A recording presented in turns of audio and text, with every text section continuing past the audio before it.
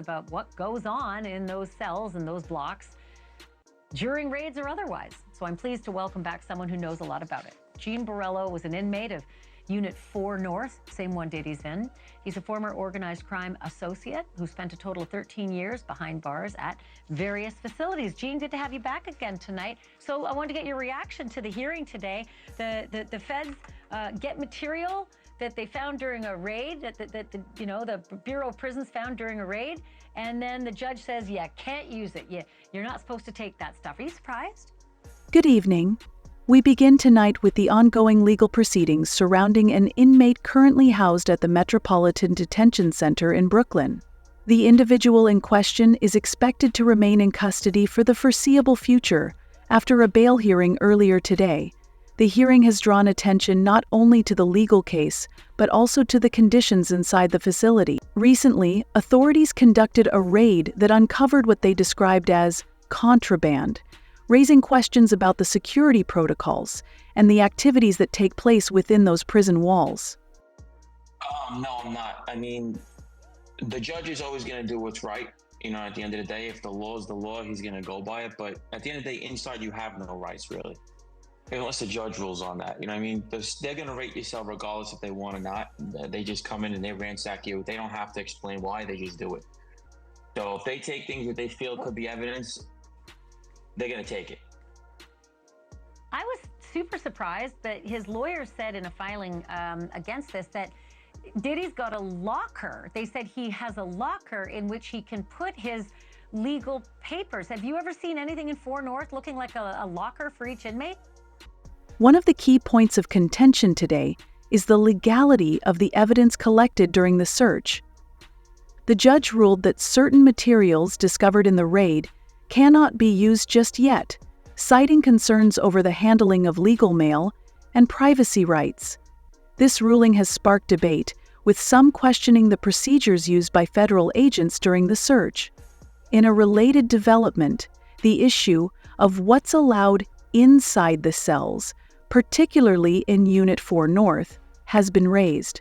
Reports have circulated about the minimal conditions faced by inmates, including the size and quality of their mattresses. According to reports, the standard mattress in these units is only about 1.5 inches thick, which has been compared to the thickness of a karate belt. Because a lot of people hide things in their legal mail because they feel like you can't go in there, but they still go in there. They hide drugs and weapons in there and all kinds of stuff. So they have every right to go through that. So the way that the feds say it happened is that Diddy has a bunk, and on top of his bunk was a manila folder that said legal, and then some other stuff like a to-do, things to do journal and some other papers. And they said they didn't touch the manila folder that said legal. They just shook it to see if there were drugs or contraband in there, and then they photographed the other stuff. And now the judge is saying they can't have. While these conditions are harsh, inmates with the means to do so can purchase additional mattresses from others or make adjustments to improve their comfort. It's not uncommon for inmates to even make their own pillows from cotton and soft materials available inside.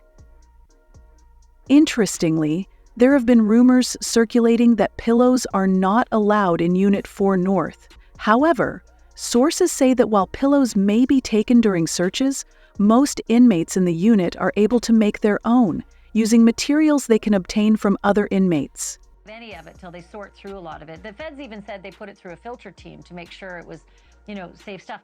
I gotta ask you about the bed though, because I've been reading about the bed, and I'm gonna show the viewers. I got my son when he was a kid, was in karate, and this is his karate belt, and I measured it, and it's exactly 1.5 inches thick.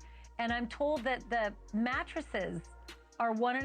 Daily life inside the unit can be monotonous. There are no real chores or responsibilities for inmates, and movement within the facility is limited. Outside visits or medical appointments are some of the few opportunities for inmates to leave their units. When it comes to entertainment, TVs are provided, but they're shared between two sides of the unit. Inmates have to decide among themselves who gets to watch TV and when, with some watching from the front of the unit and others from the back. Like, that's it? Is this your mattress when you're in there? No, it's not No? true. No, it's not true. They're a lot thicker than that. And actually, when you have money there, you could buy extra mattresses from other inmates that have like, when people leave, they leave you a mattress. So you'll have someone that has 3 mattresses laying on this thick. So, and they could actually make it into one. They create anything in it. They could sew it together. They can make you a pillow, anything. You could pay the inmates to make you things, and they'll make it for you. So he probably has a bed this thick, and the pillows and everything. Yeah. Okay, the pillows, that's another, so this is another rumor and some press that's been out there saying that you're not allowed pillows in 4 North. Is that not true? Looking ahead, Thanksgiving is approaching, and it's a time when inmates typically receive special meals. According to those familiar with prison life, the meals are not as luxurious as what you might expect outside, but they do include items like turkey, cranberries, and other traditional fare. What do you make them with? Cotton. They get the cotton, or they get like certain material, soft materials, and they sew it into like a shirt, and they make it into like an actual real pillow. It actually works. Does everybody pretty much have one of those, or just the lucky ones? Yeah. No, usually everyone has one. Yeah. Huh.